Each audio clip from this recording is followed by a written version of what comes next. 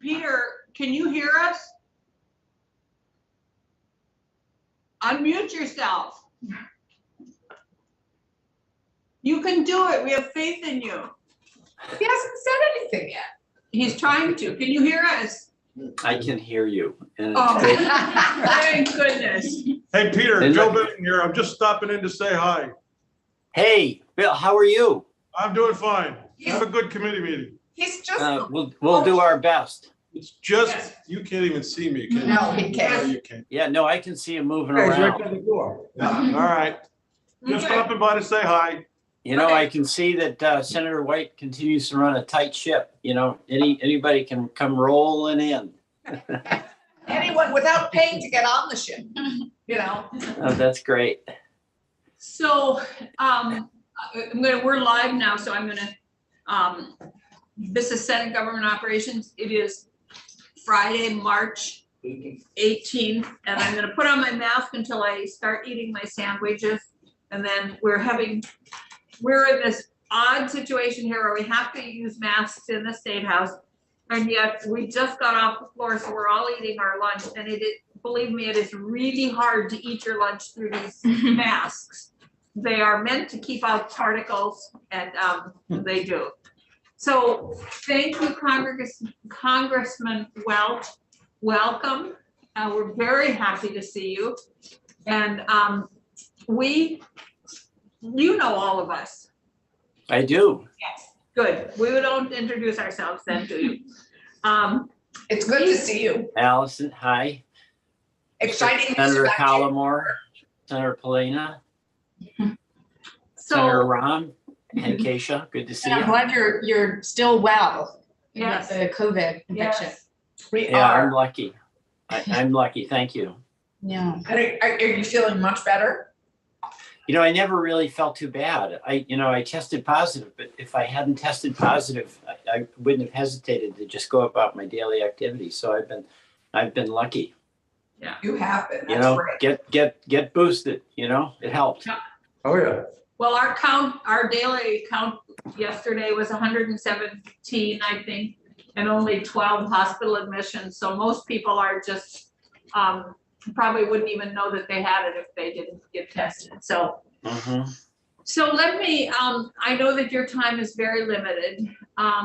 We, as you know, did a burn pit, bill a couple years ago. And we also know that you are working on burn pit legislation, in the US House.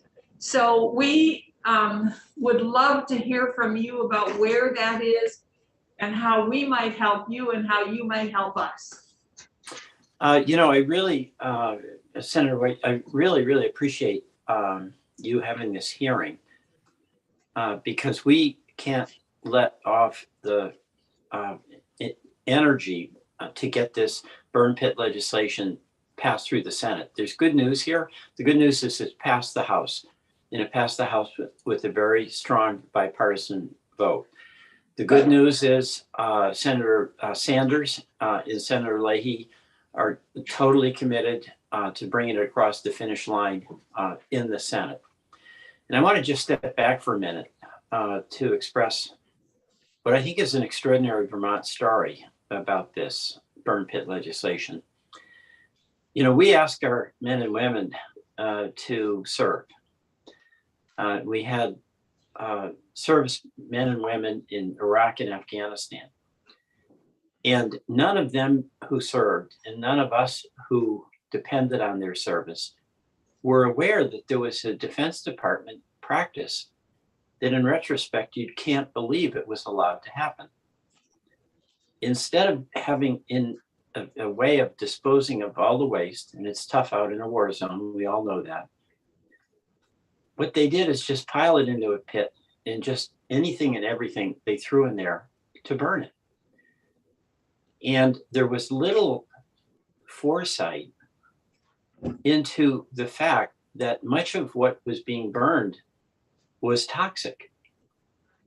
So it was literally these toxic fumes that were burning 24 hours a day. And many of our service members who were stationed in the vicinity of those burn pits were breathing toxic, cancer-laden air for the time of their service. You know, if we had a discussion about should we do burn pits because it's easy and because of the exigency of the circumstances, but we knew that what was going in there were toxic chemicals among all the other stuff, we would say no. You know, it's one thing for the men and women who sign up to serve that they know they're risking their lives, but they're risking their lives in combat, in service. They shouldn't be risking their lives because we put them in harm's way. We put them in harm's way with the toxic burn pit. And of course, one of the frustrations that I think all of us have is that when we see our Vermonters, and by the way, you know, we have in Vermont really among the highest enlistment rates, oftentimes the highest enlistment rate in the country. And this is a tradition that was not just amplified in Iraq and Afghanistan. It goes back to the Civil War. You know, we lost more Vermonters in the North than any other state in the Union. So there's a tradition here of service. And what happens is that when these soldiers are there and then they come back and suddenly they get sick, and I see June Heston, and she's gonna, you know, who played such a major role in this and, you know, suffered such a grievous loss of her beautiful husband, Michael. It's invisible to the rest of us. We didn't know about it. We'd like to know about it, but we didn't know about it. And then service members like Michael, like Michael Cram, you know, Pat Cram was the first person who contacted me about this, and we had a meeting with her unit member, with Mike's unit members out at Camp Johnson. It's invisible. So then these families start dealing with these illnesses, and there's a connection they think makes sense to the burn pit exposure, but they face a wall of denial for months and years. And honestly, you know, again, June, you can speak to this, you know, with great, unfortunate personal experience, but to be in a position where as a person who's signed up to serve us, who's taken on the risk, but then to get sick and to be told, you know, stop complaining, or it's not related to your service of your country, this wall of denial and objection is just awful to have that be the reaction after the sacrifice that our men and women in service have made. So what happened here, and this is what I think is so wonderful about the Vermont story, you know, Pat Cram, her husband Mike was in a unit where several people have cancer, and they started beating the drum. And June, who's lost her husband Michael, started beating the drum. Wesley Black and his wife down here, Wesley just died, her town of Hartford firefighter. They were making the case similar to what happened in Vietnam. We all remember Agent Orange. Again, the decision was made by the higher ups in the military that they essentially would spread this toxic insecticide and herbicide over Vietnam to defoliate everything, ignoring the reality that under the leaves in the trees were US soldiers. And they got cancer from Agent Orange. And then all these soldiers had to fight for years and years to be able to get a healthcare treatment for the injuries that were inflicted by the United States on our service members. And that, you know, that is appalling. It's just not right. And, you know, the cost of the war has to include the cost of caring for the warrior. So with the leadership of people like Pat in June and their counterparts in areas all across the country, they raised the awareness. And more importantly than raising the awareness, they raised the issue of justice for our men and women in service. And their advocacy has been so effective that resulted in the House passing this legislation, now in the Senate, which I'm confident will pass, where, as with Agent Orange, anyone who is exposed to burn pits and has an illness, there'll be a presumption that their illness is a result of their service, and they will be getting, in a timely way, the health care that they need. So obviously, this is too late to help June's husband, and it's too late for Pat's.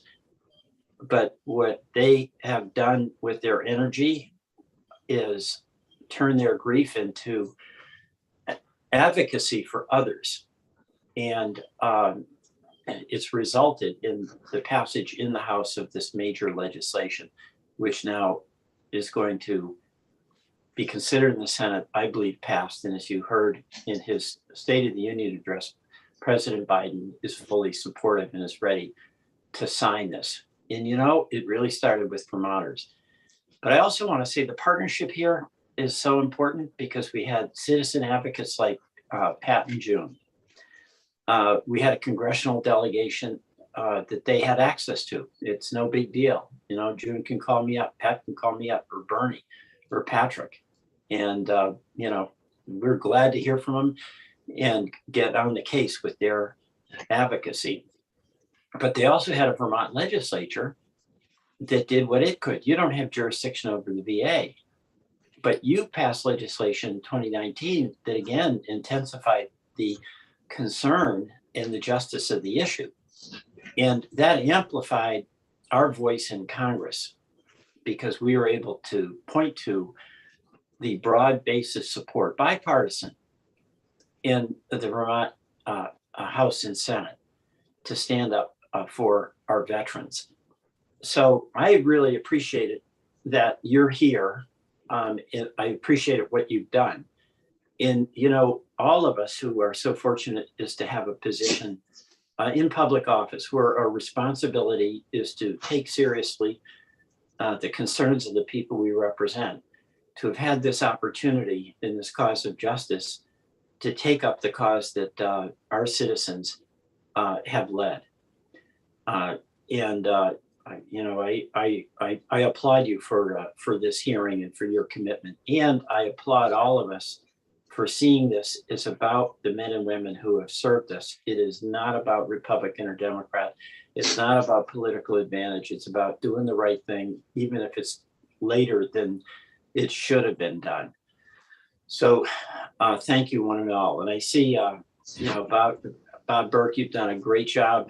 It's been fantastic to have as your partner. And June, I really look forward to hearing you. And I just want to again express to you, since you're on the phone right now, how much I admire what you've done. And I also want to say, I had many interactions with your wonderful husband.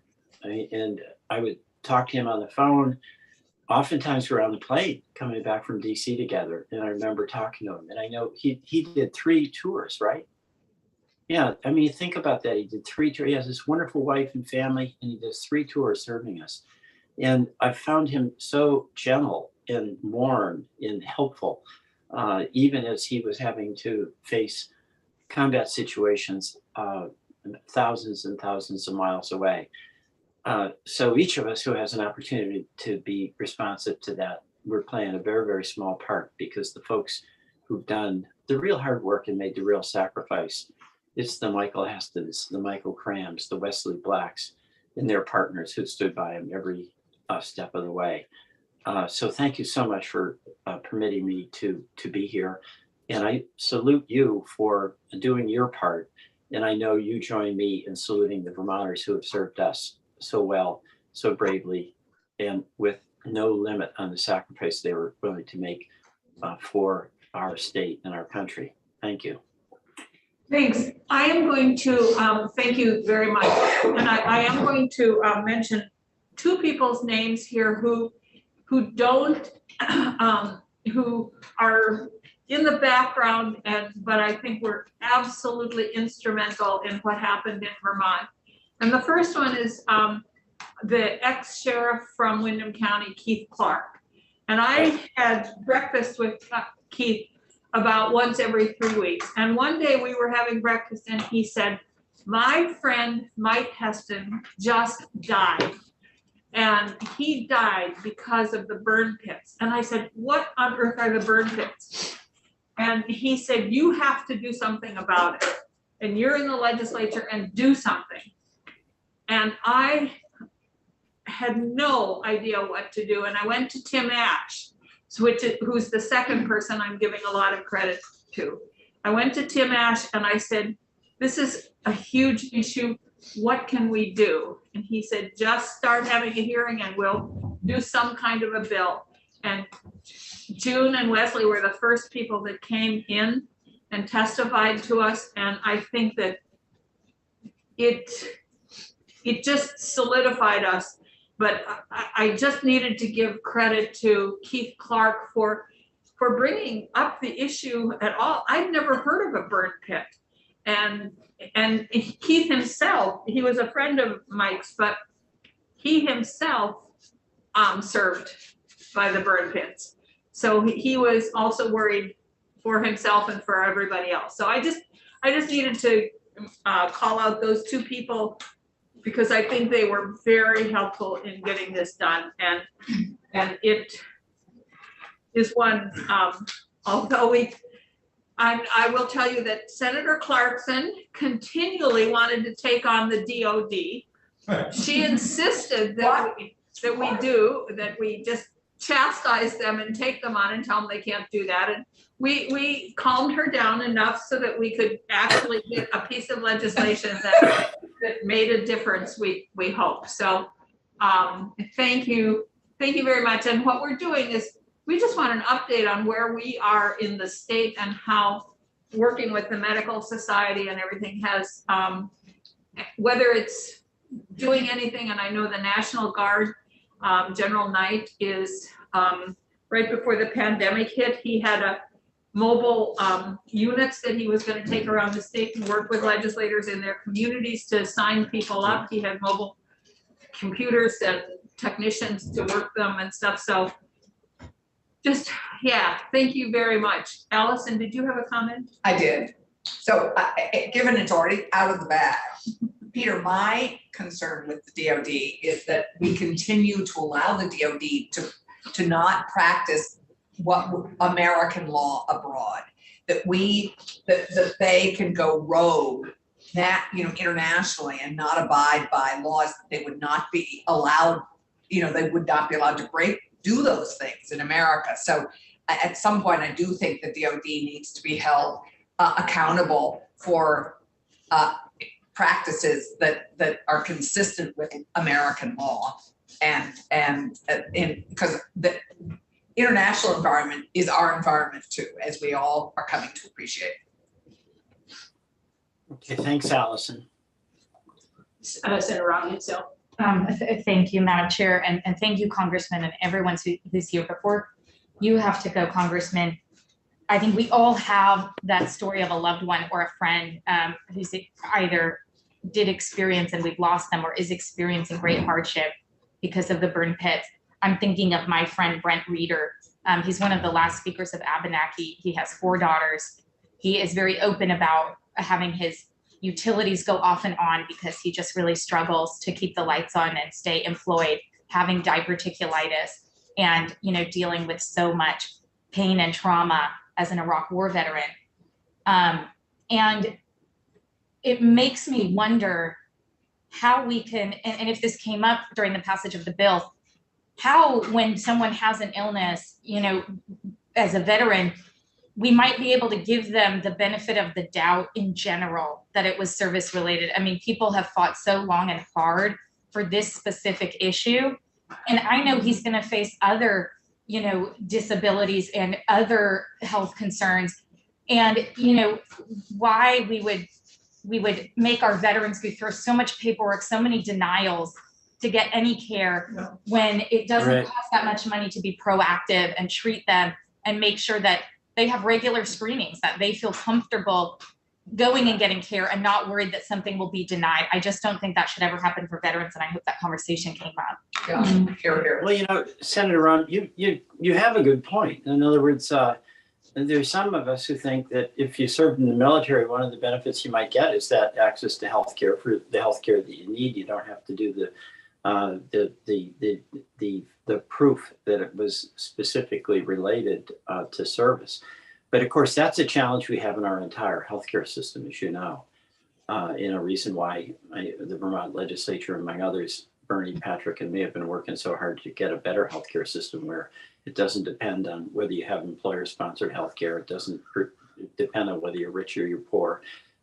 Basically, you know, in most other countries, if you're sick, then you have access to a doctor, and there's not a lot of questions about where you got sick. Was it in the service? Was it on the job? So you're making a point that I think has broad application, and I tend to agree with you. Yeah, good point. Yeah, thank you. Any other questions for the Congressman? Yes. Yeah, I'll just say, and it's great to see you again, Congressman. Yeah. Peter. Okay, thank you. I just keep going back to the testimony from Wesley Black. It was just the most powerful 1 minute thing that I think all of us have ever experienced, and we miss him. And Well, you know, you're right. He was so brave. You know, I was able to attend his service in Hartford, and it was amazing hearing the stories about how the fire department there worked to make certain that Wesley wanted to work until he absolutely couldn't work. Yeah. You know, it was that, and being of service and of use was what was so important to him every day of his life. And he was able to work well beyond what people thought. And then they made some adjustments so he could do other things that didn't require the kind of physical strength that he had so much of before. And I was inspired by how he was determined to get everything out of every day of life and serve. And I was really inspired by his colleagues in the fire department who were with him every step of the way to help out. And in fact, you know, his wife, when some of the fire department folks from Hartford came down to Washington, they had kids, and they were going to be advocating on the burn pit legislation. And Wesley's wife, a wonderful woman, she babysat their kids so they could come down. I mean, it's just that kind of sense of community that, you know, is so powerful in Rutland, where you're from, and around the state of Vermont. for sure. Oh, I'm still remembering it, shivering. I know. No, that first day Wesley testified was so powerful. And I remember June's comment, Yes. and I quoted it on the floor and actually broke down while I was saying it.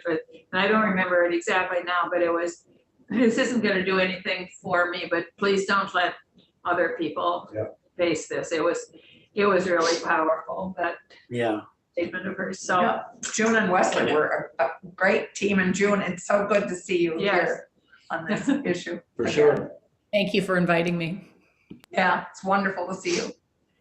So thank you, Congressman. I guess, did you go away? No, he's there. It just when No, June he just spoke. went into a little box now, Yep. or now we're putting you in a little box now. You no longer Okay. have the Yeah, I'll be leaving. I want to listen to June, but I really appreciate you doing this, and it's really an honor to be here with June and Bob and Katie Van Haste, of course, from Bernie's office, who's been a great partner. So we have, Well, Peter, Paulina has. I just want to say thank you for being you. I appreciate it. Yeah. Thanks, Anthony. Thank you. All right, so June, do you want to give us an update about what's happening with you and your organization and what you're doing? And I know you've had a huge impact nationwide. And so welcome, June. Thank you very much. Thank you very much for holding this hearing. And I feel like I'm just a small fraction of what's been going on nationwide. I have been participating in the TEAM Coalition, which is toxic exposure of our American military, which consists of essentially over 30 different veterans organizations and nonprofits who are working on this issue along with many other issues. And I want to thank Congressman Welch for the legislation that just passed the House. That is a huge move in the right direction. And I do think that Senator White and Senator Ash got things going with the legislation here in Vermont, because I'm not sure that I would have figured out how to take this on without that initial push. So thank you to all of you for what you've done so far. I will say that I did get a call from Senator Leahy's staff regarding the proposal of it's S3541, which they had sent me a one pager of what that looks like. And so I let them know that I thought S3541 is like putting a Band-Aid on something that needs a tourniquet. And it is. I think the PACT Act is much more comprehensive. It's going to take care of our veterans much more than what is being proposed by S3541. So I want our senators to know that, because this is an important issue. They are now predicting that we're going to lose more veterans to illness than we are suicide. And we're losing a lot to suicide. So we need to have this attention paid to this issue. And I think that that the PACT Act is a move in the right direction. The only thing that concerns me about it is there are some presumptive illnesses on there. The cancers that are on there are predominantly respiratory, and that's not what our veterans are dying from. They're dying from rare forms of cancer, esophagus cancer, pancreatic cancer, gallbladder cancer. Like, it's not just respiratory. And that's something that I hope we can move in that direction, because the science right now shows that the number one illness that our veterans are dying from toxic exposure is glioblastoma, which the president's son died from. And then it's, I think it's lymphoma and leukemia, and then pancreatic cancer, and then colorectal cancer. So we need to broaden this a little bit. Yes, it's great that we're going to be able to get our veterans enrolled. They have a 10-year period to get enrolled in the VA system, because so many of our veterans are not enrolling in the VA system. So after they've been out 5 years, they were out of luck. That's been extended to 10. That's great. But we need to raise awareness. So I'm interested in knowing, has the Department of Health in Vermont done anything regarding this legislation to get the word out to our healthcare providers? Because for our veterans here in Vermont, the majority of them are National Guard. They're not necessarily going to be seeing someone at the VA. The VA is much more aware of this now than they were when Mike was diagnosed. But it's our community doctors and providers that need this information and need to know, to ask the question, are you a veteran, and do you think you were exposed to toxic exposures from burn pits or from a number of other things that are going on in the military? Thanks, June, and I think we'll come back to you. We're going to hear from Jessa. That's the exact question we have for her, and that was one of the reasons we wanted to do this, so that we could hear where we were, what has happened, what the responses were, how our practitioners, our medical providers are addressing it and stuff. But I'm going to go first to Catherine. Catherine is from Senator Sanders' office. And Catherine, welcome here. I don't know if you will have a very limited time frame also, but please weigh in and tell us what you want. Excellent. Well, thank you so much for having me. I hope you can hear me okay. Let me know if you need me to get closer to my computer. No, it's fine. No, my time is decently flexible. My only caveat is that the senator is here in the office today, but he knows I'm testifying before all of you, and he said that should take priority. So, and I have to say hello to June as well, who I always love seeing, though these circumstances are never my favorite. But I learned, I will say to the committee and to June, from the first hearing that we did with her and with West Black, I now bring my tissues to these hearings, which I did not used to do, but it's important. So I will keep it pretty brief. I thought it would be helpful to just share with you some of what is happening right now in Washington, but I don't want to repeat too much of what the congressman has already shared and what June has shared as well.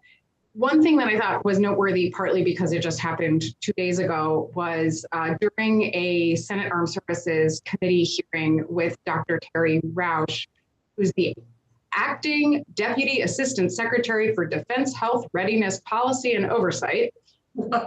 He was asked during the hearing how many of the 4 million service members and contractors who deployed in the past 20 years to combat zones were exposed to airborne hazards. And his answer was all of them. And I think that's just a really important point to make, which I think all of us here in this room know. But as we discuss that whole issue of presumptive benefits, presuming that someone has been exposed, it is really clear at this point, and it's admitted by the Department of Defense, which I think is an important step that we've come to. I also can't help but acknowledge this week, I'm going to now get tripped up. We lost a great national advocate for veterans in the passing of Gary Augustine, who was DAV's executive director. He was in that position at the time that Senator Sanders was chair of the Veterans Committee in the Senate, and was just an absolute stalwart for Vietnam veterans. He was a Vietnam veteran himself, and for disabled veterans, and I think is a real role model as we look to being advocates for presumptive illnesses. It was critically important, DAV's role, as well as Vietnam Veterans of America, in fighting for those presumptive for Vietnam era veterans, which, you know, came embarrassingly too late, frankly. And I think we have learned from the work of those good advocates that we cannot wait to do the same for our veterans of Iraq and Afghanistan. So I just want to acknowledge his passing this week. You know, I think we know the history here. We know the number and degree to which veterans were exposed to burn pits. I think we've made some progress since we had those initial hearings, and I really commend all of the advocates as well as the work of the Vermont legislature. I think you brought some firepower to this fight that we needed, and got the attention of some folks to start to make some changes. I think, you know, as Jude mentioned, this was something that President Biden mentioned in his State of the Union earlier this month, you know, invoking the very personal story of his own son. I think, you know, to my mind, it's good news that we have a president who understands the plight of our service members, veterans, and their families, because I think the impact of our families should not be lost in this discussion either. Congressman Welch already walked through a lot of the legislation that's passed in the House, and really appreciate June's comments as well as to some of the differences between the House legislation and Senate legislation. You know, one thing that I think is important to call out in this discussion is in the Congress, a lot of the discussion that is happening between the bills is much more focused on the price tag than it is on policy differences. You know, I think policy differences are something that members can come together and debate and discuss, find common ground. But I think, unfortunately, the House's bill has about a $300 billion price tag over 10 years. And unfortunately, there are a number of members in the Senate who consider that price tag to be too high. The one thing I would say to that, so again, we're talking about $300 billion over 10 years. Congress just approved $782 billion in defense spending for this year alone. So I think when we talk about the spending, we need to be very clear about what we're talking about. From Senator Sanders' perspective, you know, he has said this more times than I can count. The cost of war has got to include the cost of caring for the warrior. And if we are comfortable spending $782 billion per year on defense spending, the idea that we balk at $300 billion for our veterans seems incongruous. And I think we really need to call out that hypocrisy where it comes up. One other comment I wanted to make, and it sort of flows right from this budget discussion and our willingness to spend to care for our veterans. And Senator Ron Hinsdale, you spoke to this when you talked about how complicated it is to enroll in benefits and then to access your benefits. The committee has heard this from me before, but I always like to just highlight the fact that this red tape exists because of the limited budget that the Department of Veterans Affairs has. If the Department of Veterans Affairs had the money they needed to care for all veterans, for all of their healthcare needs, we wouldn't be making veterans jump through hoops to prove that they need care. We would simply be able to provide it for them. And so from Senator Sanders' perspective, it has always been critically important that we give VA the funding they need to care for the veterans that they are responsible for. You know, I think I've said this before, but you know, when a young person, a 17-year-old, an 18-year-old enlists in the military and signs their name on that dotted line that they're going to protect our nation, we don't have a lot of caveats for them to be able to provide. You know, I won't do it in this instance. I won't go here. I won't take this job. They sign up, no caveats. We should be providing healthcare in the same manner. We should not be caveating the healthcare that we provide to our veterans after they have fulfilled their side of the contract to our government and to all of us. And I would just say to that point, you know, one of the things that Senator Sanders has, one of the pieces of legislation that he has introduced this year is a bill that would simplify the enrollment process for veterans so that more veterans can enroll, which is a critically important step, obviously, in ensuring that they get the benefits from the VA that they deserve. He has also been a long, staunch advocate for dental services access to veterans, because we know that there's only very few veterans today who have access to dental care. And we know both for our Iraq and Afghanistan veterans, as well as many other veterans, dental care is directly related to all of our healthcare, and they should not be forced to distinguish between the two. In closing, I will just say that our office is here to help. We stand ready to help break down any red tape between the National Guard and the VA. If we can help with firewalls, if we can help more Vermont veterans and National Guard members enroll in the burn pit registry, we want to do that. Senator Sanders has an online newsletter that we send a couple of newsletters each and every week to about 165,000 Vermonters. About 50,000 folks read it every week. And so we are ready to use that to share this message.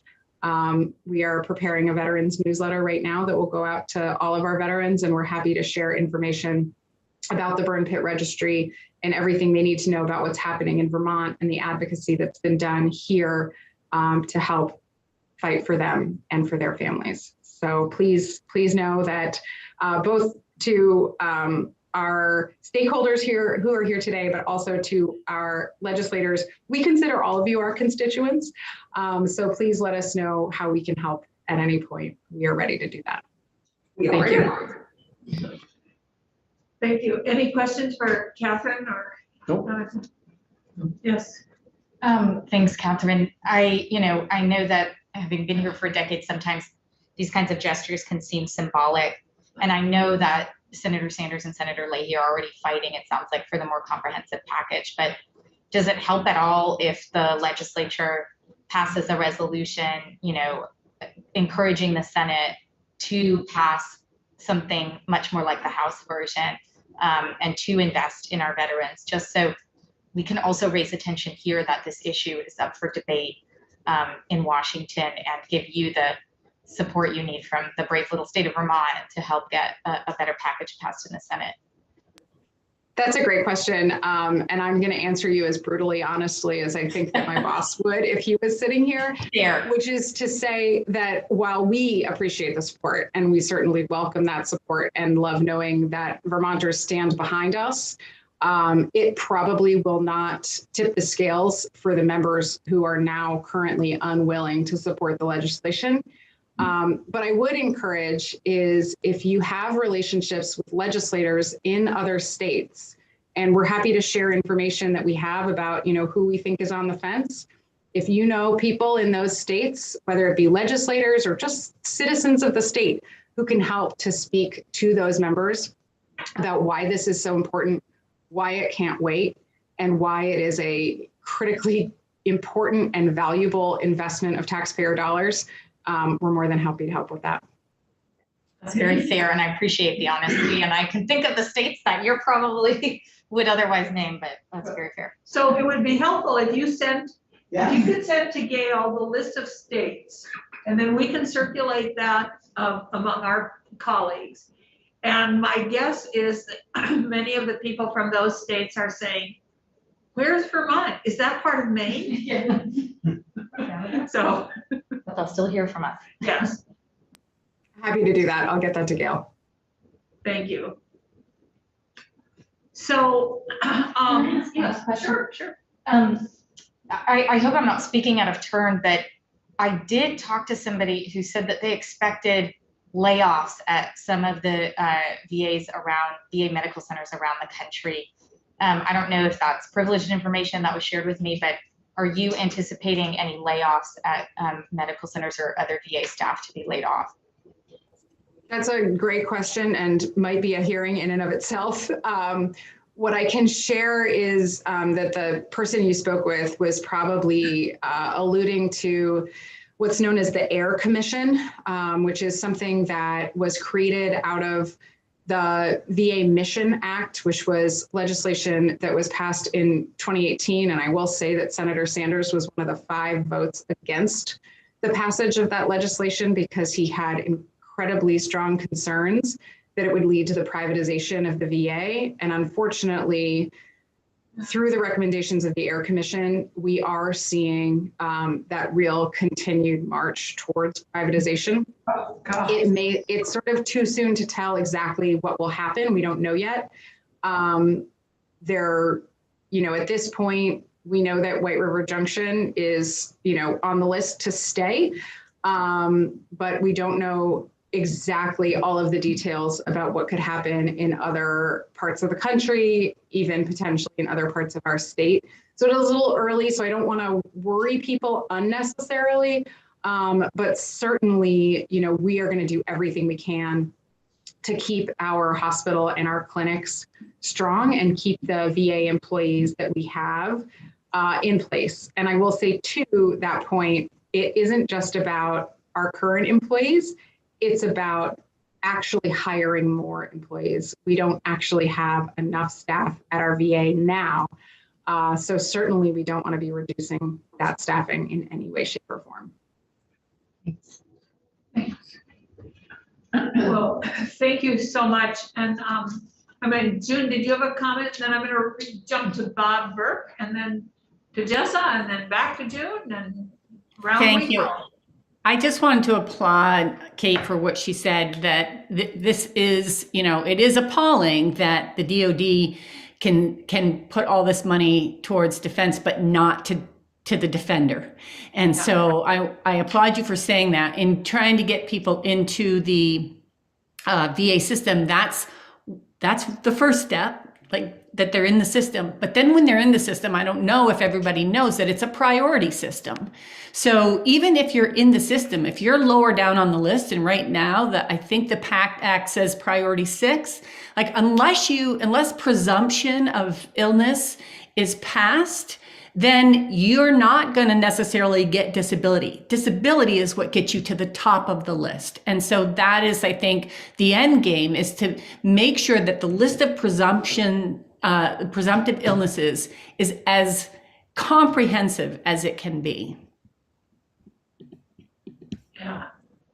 And then with Agent Orange, we're still adding presumptive illnesses. I mean, yeah, we can't let that happen again. Thank you, June. So Bob, would you like to tell us what's happening from your perspective? Sure, but I don't know do you know Senator Rom Hinsdale? She's new to the committee since you testified with us. Hi, Senator Keisha Rom Hinsdale from Chittenden County. I served on military affairs on the House side a long time ago, but I think in that window you would probably started to show up as a witness more. So I'd like to expand upon what June was just talking about. So I spent 28 years in the Navy, retired in 2012. I spent a year in Afghanistan on the same base that Mike did. But although technically eligible for VA medical care, I will never be seen because of income, household income.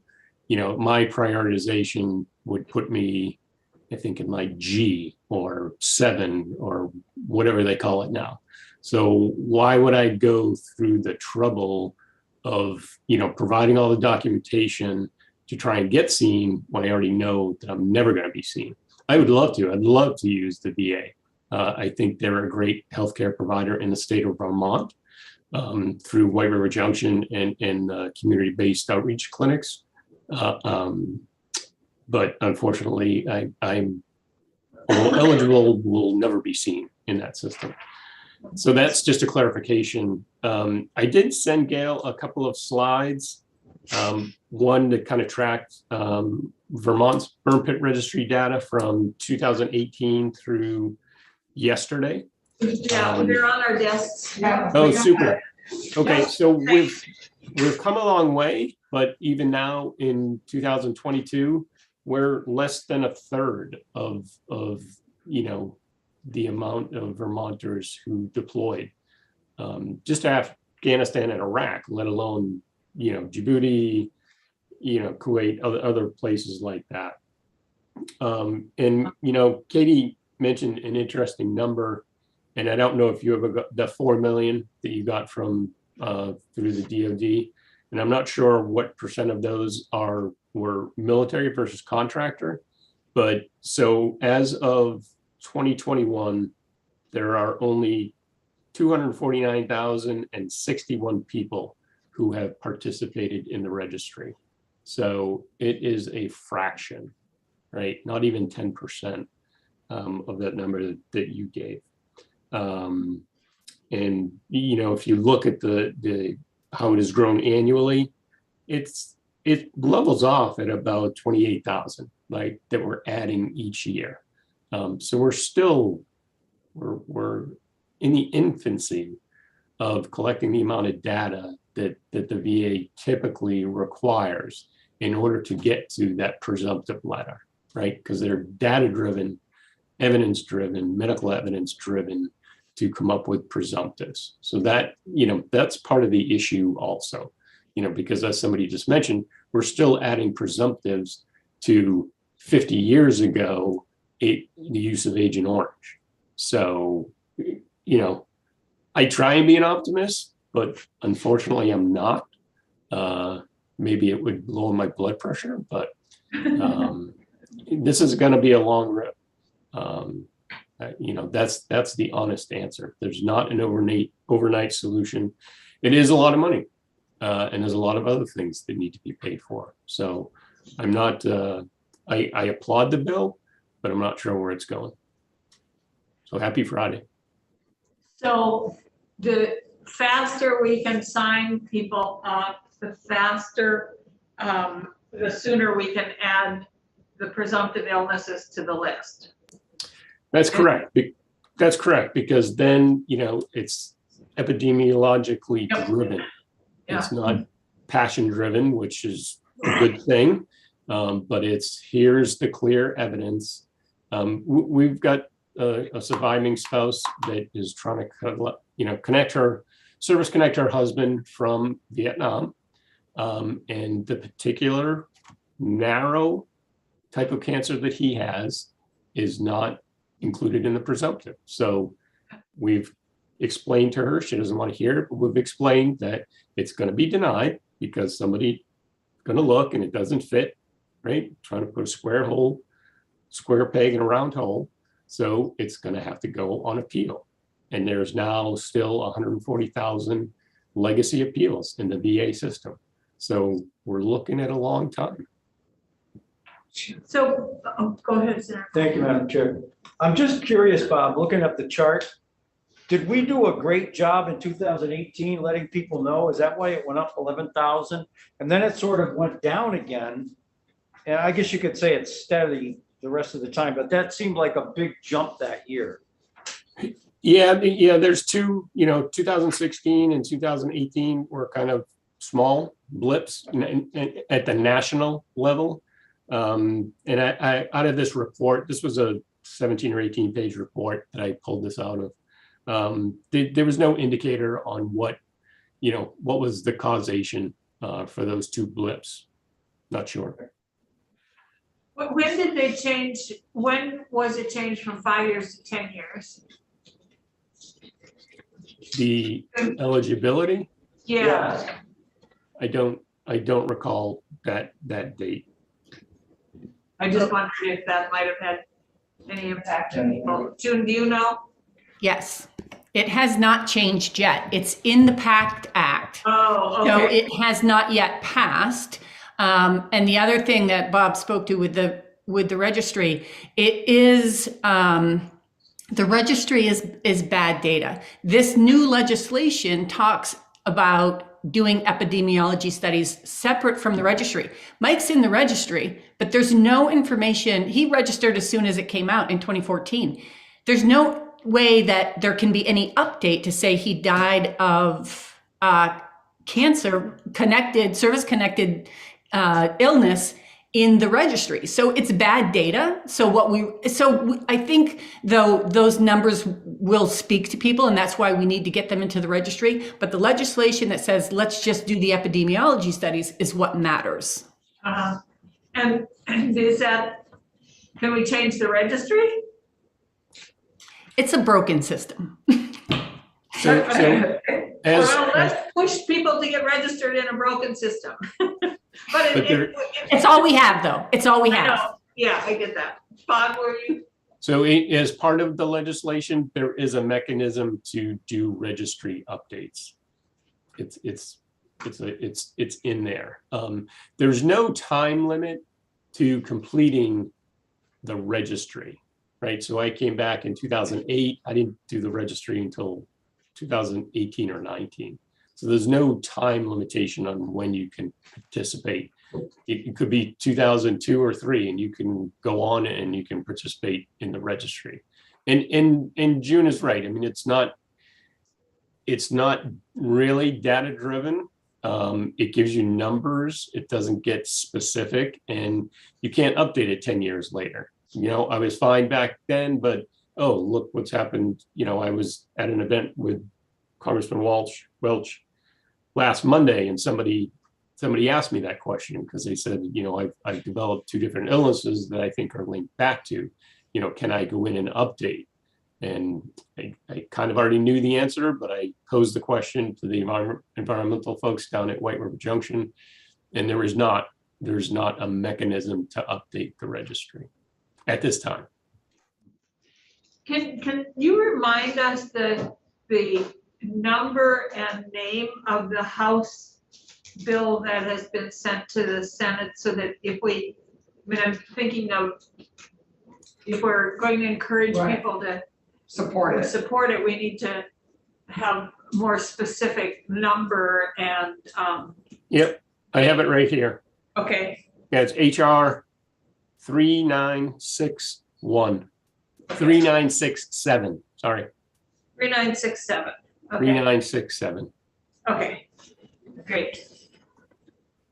So, and I think that we're gonna do this hopefully just kind of as a conversation here and just have people jump in like we have. But, and Jessa, do you want to talk to us a little bit about what's happening with the medical community in Vermont, and with the what we all agreed that the medical community would be doing in terms of asking their patients if they were veterans, and if they had, I think the thing at that time was if they'd served in those 5 theaters. Sure. Good afternoon. Jessa Barnard, the Executive Director of the Vermont Medical Society, and thanks for having us this afternoon. I just want to be clear on sort of what the bill asked for and what we've done. So the bill actually asked for the Department of Health to develop materials, a brochure and other materials on what the burn pit registry is. And we are not the Department of Health. I don't want to speak for them, but they do have materials now available. And then it asked them to cooperate with licensing boards and professional membership associations to make sure the information is available so that practitioners who are not just, as you've said, in the VA system, but private or at hospitals or wherever they are, know to inform their patients that the registry exists. So we are a very small piece of the puzzle. We are a professional membership association only for physicians and PAs. But I'm happy to let you know, we have shared the information with our members. We've put it in we have a weekly e-newsletter. We've put information in there. We have legislative updates. So when the bill was under consideration and then passed, we shared information that way. And we now have sort of a permanent link on our website that leads people to the Vermont Department of Health website on the burn pit registry. So that is, again, what the bill sort of asked for that information to be disseminated, and we've been very happy to be part of that process. I can't, unfortunately, speak to if the Department of Health or others have done, have other efforts that they've been undertaking as well. Do you know if has there been any survey or anything of the members, the providers, to see if they're actually sharing the information with their patients and getting the information and sending their patients to the burn pit registry? Yeah, do they have to? We have not done one as a membership association. I don't know if any other organizations have surveyed clinicians or healthcare facilities about that. Because remind me how many people in Vermont are eligible? Is it 10,000? Yep. Okay, yeah, and we have 930. So how many are eligible? Is it really that high? I think it's about 10,000. That's correct. It's in the, I don't have the exact number, but it's at least 10,000. Yeah. At least 10,000. Yeah, and we have 930 that have signed up. Okay, so yes, Brian. Thank you, Madam Chair. And correct me if I'm wrong, but I can swear that I remember talking about public service announcements on radio and television. We did. Because I often hear public or PSAs for the Guard all the time. They're in a contract, I think, with the Vermont Association of Broadcasters to run so many of those a month on all the stations.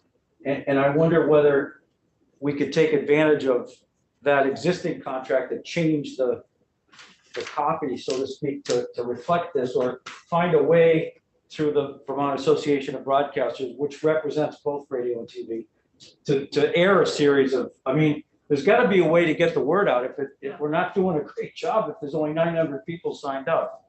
Did I just dream that, or didn't we talk about that? We did talk about And it. do you remember in the legislature who was going to do the PSAs?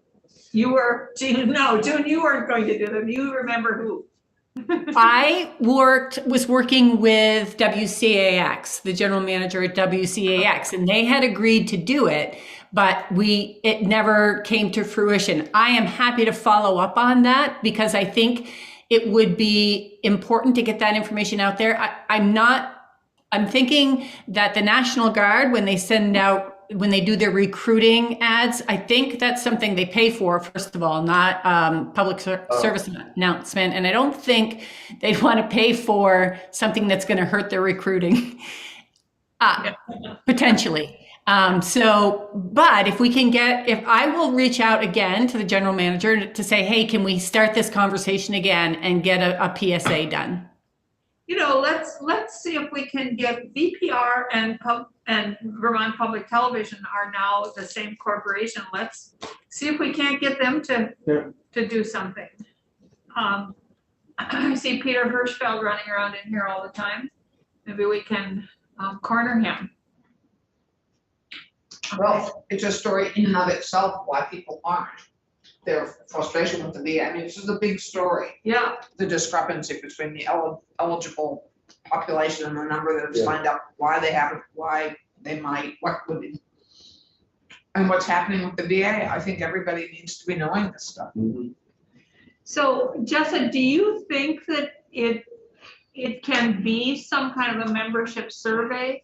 And we could ask the Department of Health to have their, and I will take responsibility for, do not ask me why, when I set this up and was going crazy with setting agendas, the Department of Health isn't here. That's my bad.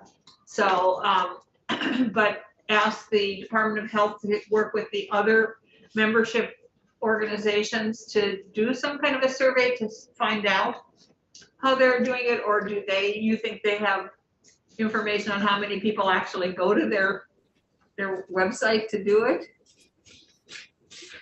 I imagine the Department of Health could sort of report on hits to their website, for example. I think, personally, I think the approach of the bill, which had a section about information getting to clinicians and then a section about information directly to those service members who were in the 5 listed theaters, to me seems this is just my one opinion, a better use of time and resources than a survey. I think we can all do, continued efforts to get the information out is probably the right way to go, as proposed, and I think it has been done. I also think, to be fair, the healthcare world has been very overwhelmed with COVID response for the past 2 years. So it's probably not bad timing to, as people are kind of able to get their head above the water now, to remind, do another round of information, both to the public and to clinicians.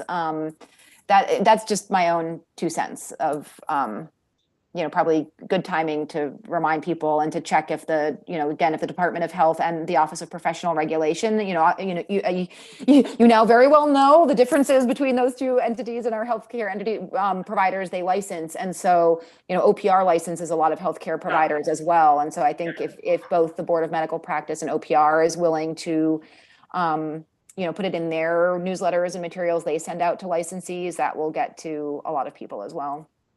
That's a great suggestion. Thanks. Yeah, and I think you're right about the expenditure of time and resources, that it's probably better spent continuing the push to ask them if they are doing it. Okay. So where else do we need to go, committee? What else do we need to? Well, to me, the obvious part too is places like the Legion and the VFWs and all those places. I mean, you're talking directly to veterans. Well, yeah, and I think the National Guard, they had that all in place and were going to do that, and they had this mobile unit. They were. I remember. And then COVID hit, Yep. and they couldn't do it because people couldn't come out. So maybe this summer is a good time to promote that. And I know that General Knight is working on a new schedule for that. Okay. And how many they can accommodate. Yeah, I mean, at high schools and national VFWs and Well, think of all the 4th of July events, people. I mean, there's so much happening gonna happen this summer. If this new variant doesn't take hold and everybody actually emerges, we all become more public. We have so many opportunities this summer to sign more people up. Memorial Day. Well, it's Memorial Day. It is it is a kind of a complicated registry, and you have to have the computers and the technicians. It isn't something that you could just have at a kiosk someplace. It is way more complicated than that. But you could do it kind of around Memorial Day and around Veterans Day at different places, not at events necessarily, but around those. Bob, did you have a comment? Yes, so speaking of things coming up in the summer, the Northeast Kingdom Veterans Summit is coming up on June 3rd. So that's going to be an opportunity. We'll certainly be there, the Guard will be there, but it's an opportunity to advocate. Okay, that's good, yeah. So okay.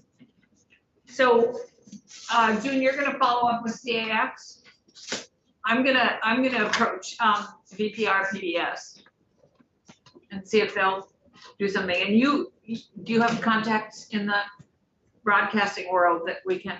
Yeah, I'll contact the BAB. Yeah, and we'll see if we can get some and get it developed, and then we can find somebody to actually do it, right? Right. I think we know somebody who could record it. We do? You're looking at it. Well, But yes, they are. Yeah, are you gonna do a video one too? What do you think? Yeah, okay, always, he'll do anything. Okay. We have him on record saying that. Good enough. I think I'm out there before. Yes, Yeah. I think you did. Good, oh, I think you'd be great to do You it. have Yes, perfect person. okay, so we can do that. I will contact Department of Health about, making sure that they're keeping the information out. You could also see if they could help fund some of these PSAs. Well, PSA, if you can get them Right, to the PSAs, they free. should be free. Yeah. Right, but if you want to get prime time, also make some grants, Let's give voices of elected officials and whatnot, encouraging people and do some Bernie's statement about not just paying for the military, but pay for the. Not just the cost of the war should include taking care of the warriors. The warriors, right? Yeah, I think that's. I think there are people who'd be willing to voice themselves. Yeah, I could probably talk to the governor. I mean, he does PSAs all the time for stuff. Sure. okay, good. All right, I thank you so much. Is there something else we should be doing? June, is there something else that we should be doing right now? And I think that what I'd like to do is follow up on some of these things and then come back and make sure that General Knight can join us and also the Department of Health and so that we can plan going forward and hear where we are. Yeah, I think that sounds good. And I just want to say, Senator Clarkson, when you're ready to take on the DOD again, when you get that fired, let me know. I'll be behind you. June, I'm right with you. I mean, we wouldn't be here if they were forced to follow US law abroad. That's exactly correct. And so I'm sorry, I just think, go to the problem. That's the problem. I mean, yes, let's work on helping better, but let's try and fix the problem at the same time. And this budget thing is so outrageous, 782 billion a year and 30 billion. 30 million. 300 Yeah, but 30 billion a year. No, 300 million over 10 years. Over, It's 300 billion over 10 years. So Yeah. it's 30 billion Oh, a yes, year. 30 million. Didn't they say million for that part? 300 million over 3 years. I thought it Yes. was million or billion? Billion with a B. Million. B, Oh, 300 billion with a B Yeah. over 10 years for, yeah. 780 billion. No, On defense. 780 billion On a year defense. is the defense budget. 300 billion over 10 years. Million. Did No, you it's say billion. She's got it right. billion. Okay. it was, No, not to help the. is it AD or LMN? Is it She's B? saying B as in boy. B as for in the boy. 300, yeah. It's Yes. 300 billion over 10 years. So that's 30 That's billion as a year, as opposed to 782 billion a year. I mean, that's just a drop in the bucket. pocket. It isn't, But so, okay. I think that to go back to Peter's line, the cost of war has to include the cost of caring for the warrior. That is that's- such a great line. Oh, yeah, that was Bernie's line. Is that Bernie's line Yeah. too? Oh, whoever's line it is, it's a great line. Yeah. And we're gonna use it. And Please do. you use the term.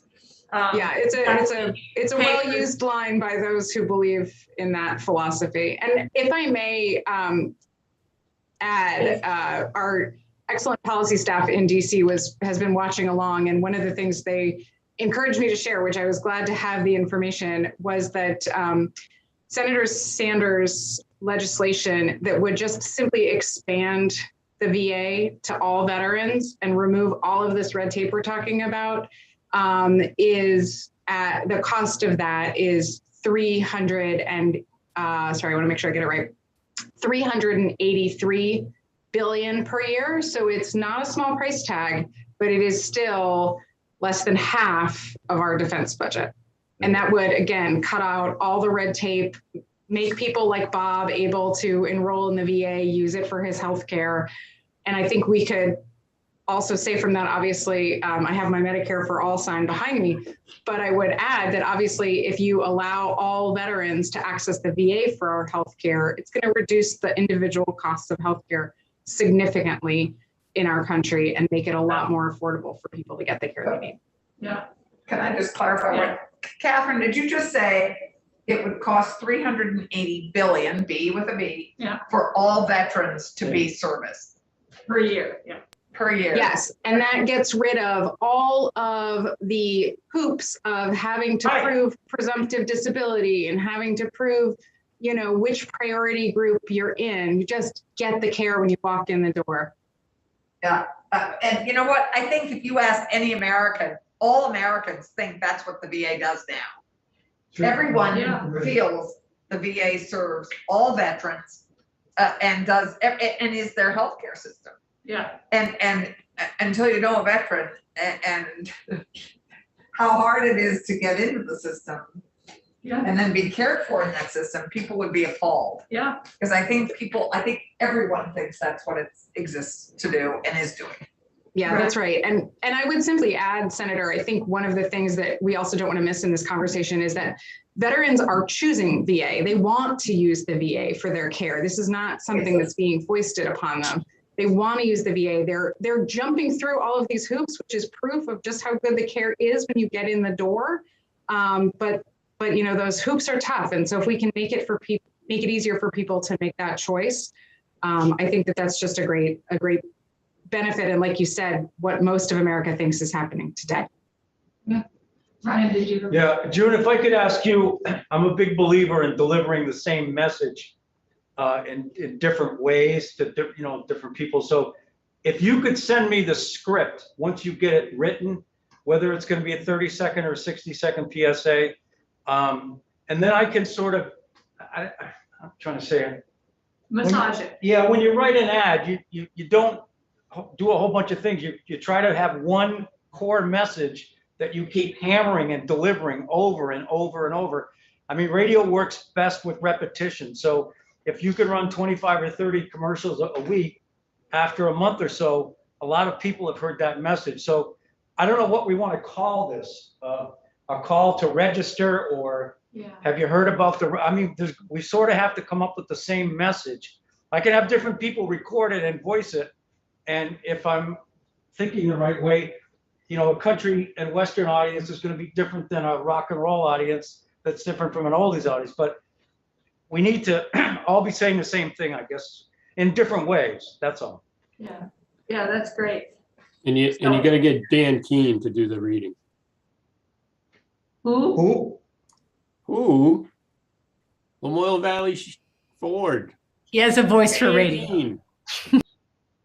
Well, here's our radio This is a guy, radio, Ryan is has a Rutland. radio show. Rutland radio guy. Well, yeah, but that doesn't necessarily mean I'm the right fit.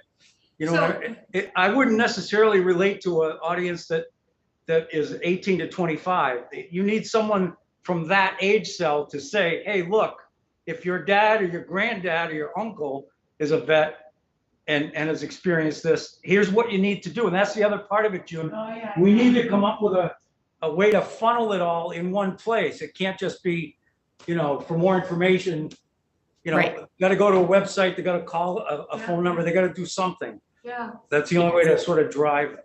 Yeah. A call to action. And WCAX, when we were meeting, which was 2 years ago now, they had said that they would interview guardsmen or veterans or family members. So they had a concept in place. So I'll reach out and see if I can reignite that fire. Yeah, and just copy Gail on it, and that way I'll get it, and, Great, you know. I'll do that.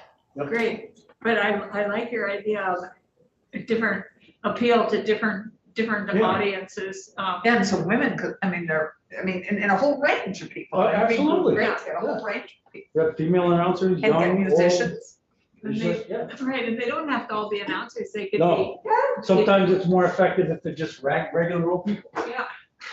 That high school student that just won the Spelling bee. most high school, I don't know what I'm talking about, it could be, yeah, somebody that resonates with their audience. Exactly. Yeah, that's all.